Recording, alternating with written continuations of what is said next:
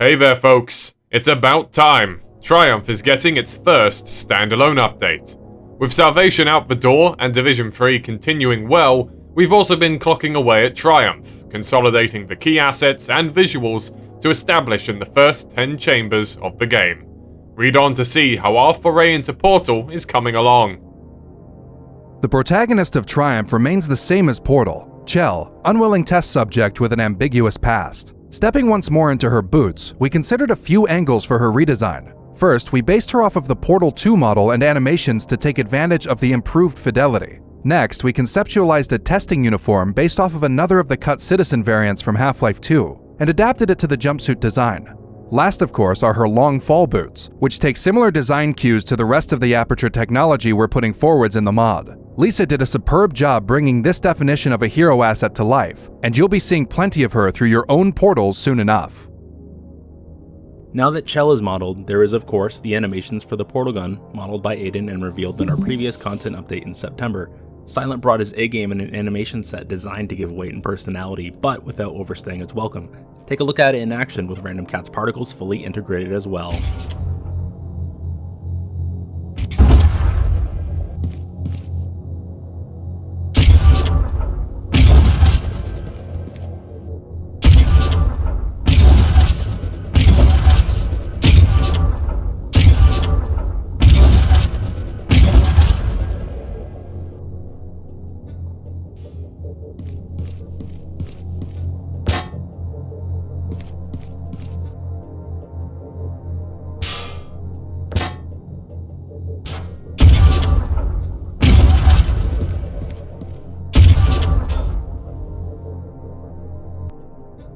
Chambers 1 and 2 were revealed back in our September update, and as we are past chambers that have been properly tested since, we return to these chambers as well, integrating the new assets you'll see elsewhere in this update, and adding some additional details missing from the initial pass over the chambers. Chamber 3 is the first map to introduce the ball launcher and catcher. The twist in Triumph, though, is it precedes obtaining the portal gun, making it a more manual introduction to the high-energy pellet. With Triumph, we're targeting a similar design goal to RTBR, that being that the mod can fill the shoes of an introduction to Portal's mechanics, just like the original game. And this spin on that idea keeps new players learning, and gives all players a new lens to view these elements through. Chamber 6 returns to classic ball launching and catching action, but this time with a single portal device. A Combine Stalker supervises your progress, uncaring and uninvested as to whether you succeed or not. We felt the Stalker was a sufficiently unsentient creature that it could serve a similar role to the cameras as seen in Portal, presenting little company in the dingy chambers of this alternate aperture. Chamber 7 is the first to test the player's understanding of velocity. This snippet of the chamber demonstrates the usual hallmarks of this idea: a drop and a fling, with the use of projected textures thanks to our integration on map base, casting sharp orange highlights across the chamber. The final chamber we're showing in part today is also the last of our current run of tested chambers. All chambers up to 10 are fully tested and feedback integrated, with those shown in this update furthest along in Arc Pass. By this point, the player has obtained the dual portal device and is now ready to execute a series of repeated flings to ascend the room and make it all the way to the top. The cube is almost as iconic to Portal as the gun itself. I have led the production of most of the test chamber components so far, applying the classic RTBR approach of taking a cut design for a given asset, upping the fidelity, and putting our spin on it.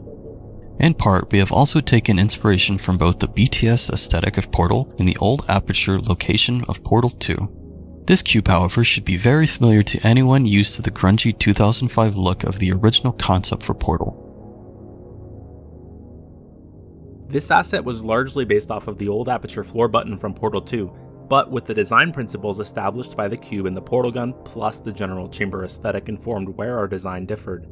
To give us more control over the fidelity of the model, it is now an animated prop like Portal 2's with some complex hydraulic animations selling the weight of this element.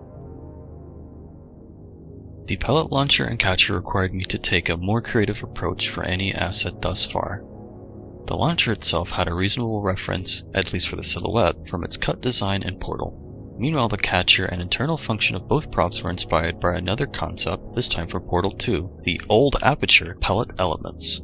Combined with the grungy approach to our other assets, this pair is a best of all worlds combination that is immediately home in our chambers. The humble pedestal button is a nonetheless essential test chamber element, and like its larger, flatter sibling, was inspired by the design of old apertures. Once again, the hallmarks established in the rest of the Triumph test element roster were integrated here, as well as our variant of the Aperture Science logo integrating the cut icon. Lastly, the doors marked the start and end of every chamber. It was the final asset to be integrated before this update, completing the chamber's aesthetic. Making use of the cut beta Star Trek-esque door, I began working to reimagine it while still keeping it recognizable. It now comes equipped with caution tape and an internal locking mechanism not seen on the original. Portal's soundtrack is iconic, but RTBR's is full of bangers and atmospheric tunes of its own. Myself, Entity, will be bringing the same focus that I've had on RTBR's soundtrack, and I'll be assuming the role of Triumph's primary composer. I'll continue to be putting much focus on making sure that the soundtrack is faithful to Kelly Bailey's original score in Portal, while maintaining a darker atmosphere throughout. Listen here then, to another track that'll play while you explore the dingy, unwelcoming chambers of this co-opted Aperture.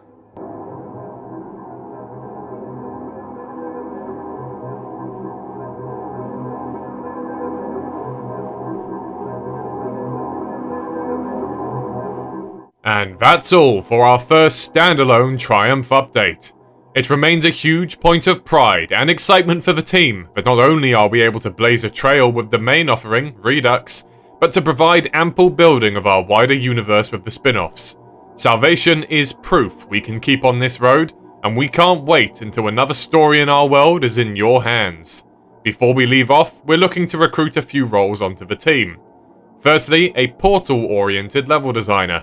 With the initial offering of Triumph tested, we're looking outwards for expertise to join our process and help us execute the more complicated ideas we're conceptualizing for Chamber 11 onwards. And secondly, a gameplay level designer. For Redux itself, we're always looking for more level design talent able to block out levels and help us push forwards with the mod. If either of these roles appeal to you, message Kralik on Discord to start the conversation. That's all for now then. We've some way to go, but our triumph is well approaching.